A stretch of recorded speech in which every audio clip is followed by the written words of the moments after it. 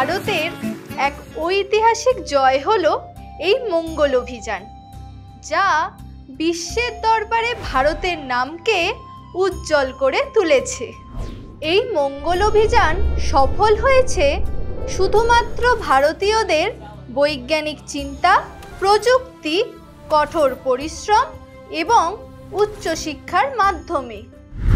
ভারতবর্ষ স্বাধীন হওয়ার পর ভারতের প্রতিটি মানুষ যাতে দেশের নাম এইভাবেই উজ্জ্বল করতে পারে, সেই জন্য দেশের প্রতিটি মানুষের উচ্চশিক্ষার ওপর জোর দিয়েছিল স্বাধীন ভারতের প্রথম শিক্ষা কমিশন, অর্থাৎ বিশ্ববিদ্যালয় শিক্ষা কমিশন বা রাধাকৃষ্ণন কমিশন।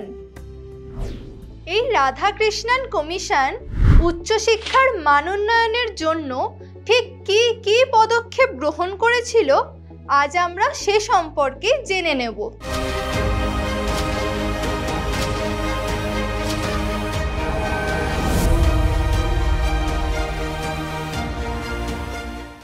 রাধাকৃষ্ণন কমিশনের প্রধান লক্ষ্য ছিল উচ্চশিক্ষার প্রসার ঘটানো। তাই এই উচ্চতর শিক্ষাকে সঠিক পথে পরিচালনা করার জন্য দরকার উপযুক্ত পরিচালন ব্যবস্থার। তাই কমিশন বলেছে, বিশ্ববিদ্যালয় পরিচালনার দায়িত্বে থাকবেন আচার্য, উপাচার্য, senate, syndicate, academic council, faculties, board of studies, finance committee, selection committee ইত্যাদি। আবার কমিশন বিশ্ববিদ্যালয়ের পরীক্ষা পদ্ধতি সম্পর্কেও বেশ কিছু সুপারিশ করেছিল, যেমন বিজ্ঞানসম্মতভাবে অভিক্ষা তৈরি করতে হবে, নির্দিষ্ট সময়ান্তর পরীক্ষার ব্যবস্থা করা, অর্থাৎ 3 বছর পরে কোর্সের শেষে পরীক্ষা নেওয়ার বদলে নির্দিষ্ট সময়ান্তর পরীক্ষা নেওয়ার কথা কমিশন বলেছিল। এর পাশাপাশি কমিশন একটি স্থায়ী পরীক্ষা সংস্থা স্থাপনেরও সুপারিশ করেছিল। আবার অভ্যন্তরীণ পরীক্ষা বা ইন্টারনাল অ্যাসেসমেন্টের ব্যবস্থা করা এবং প্রশ্নপত্রের রচনাধর্মী প্রশ্ন ও নতুন অভিক্ষা, এই দুইয়ের মধ্যে সমন্বয় সাধনের কথা কমিশন বলেছে। কমিশনের মতে উচ্চশিক্ষার প্রধান স্তম্ভ হলেন শিক্ষক শিক্ষিকা। তাই শিক্ষক সম্পর্কে কমিশনে কি কি সুপারিশ করা হয়েছিল, এবার সেগুলো জেনে নেব।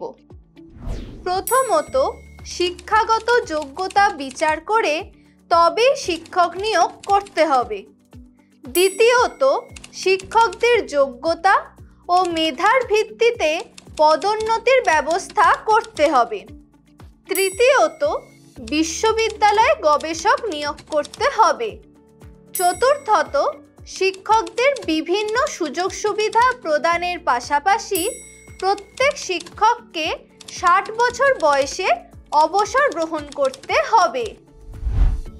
এবার জানব রাধাকৃষ্ণন কমিশনের অপর একটি গুরুত্বপূর্ণ সুপারিশ গ্রামীণ বিশ্ববিদ্যালয় সম্পর্কে।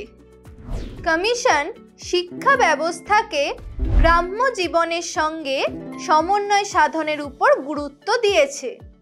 কমিশনের মতে গ্রামীণ বিশ্ববিদ্যালয়ের শিক্ষণীয় বিষয়গুলি গ্রামীণ জীবনের প্রয়োজন অনুযায়ী পরিকল্পিত হবে। এছাড়াও গ্রামীণ উচ্চশিক্ষার কাঠামো সম্পর্কে বলা হয় যে নিম্ন ও উচ্চ বুনিয়াদী শিক্ষা হবে 7 থেকে 8 বছর ব্যাপী, বুনিয়াদী ও মাধ্যমিক শিক্ষা হবে 3 থেকে 4 বছর ব্যাপী, গ্রামীণ কলেজ 3 বছর ব্যাপী এবং স্নাতকোত্তর শিক্ষা হবে 2 বছর ব্যাপী। এবার আসি পাঠ্যক্রম বিষয়ে। কমিশনের মতে ভাষা, সাহিত্য, দর্শন, সমাজবিদ্যা, মনোবিজ্ঞান, অর্থনীতি, কৃষিবিদ্যা, পদার্থবিদ্যা, রসায়নবিদ্যা, জীববিদ্যা, শারীরবিদ্যা ইত্যাদি বিষয়গুলি পাঠ্যক্রমের অন্তর্ভুক্ত হবে এবং মাতৃভাষা বা আঞ্চলিক ভাষা, হিন্দি ও ইংরেজি এই তিনটি ভাষা অর্থাৎ ত্রিভাষার মাধ্যমে শিক্ষার্থীদের শিক্ষাদান করতে হবে। কমিশন স্বাধীন ভারতে নারীদের শিক্ষার প্রয়োজনীয়তা প্রবলভাবে অনুভব করেছিল।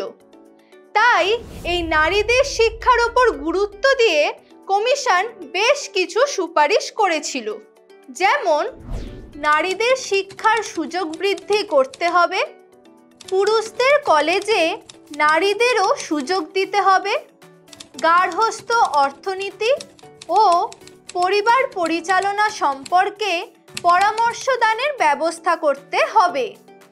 রাধাকৃষ্ণন কমিশনের মতে কলেজ ও বিশ্ববিদ্যালয়ের ব্যয়ভার গ্রহণ করবে রাষ্ট্র, যেমন গ্রন্থাগার উন্নয়ন, শিক্ষক ও শিক্ষাকর্মীদের বেতন প্রদান, গবেষণামূলক কাজ ইত্যাদি ক্ষেত্রে অর্থ প্রদানের কথা কমিশন বলেছিল।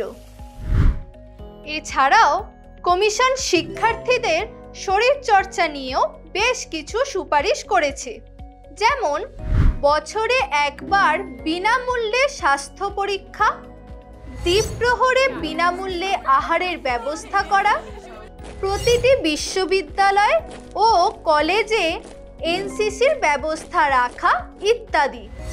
আবার কমিশন উচ্চশিক্ষার দ্রুত প্রসারের জন্য বিশ্ববিদ্যালয় মঞ্জুরি কমিশন বা ইউজিসি গঠন করার সুপারিশ করে এবং দেশের বিভিন্ন স্থানে নতুন বিশ্ববিদ্যালয় গঠনের ক্ষেত্রে আঞ্চলিক প্রয়োজনীয়তার বিষয়টিকে কমিশন অনেক বেশি গুরুত্ব দিয়েছে। ভারতবাসীকে উচ্চশিক্ষায় শিক্ষিত করে তোলার ক্ষেত্রে এবং উচ্চশিক্ষার প্রসার ঘটানোর ক্ষেত্রে রাধাকৃষ্ণন কমিশনের এই সুপারিশগুলি কত গুরুত্বপূর্ণ ভূমিকা গ্রহণ করে তা আশা করি আজকের এই আলোচনা থেকে তোমরা নিশ্চয়ই বুঝতে পারলে।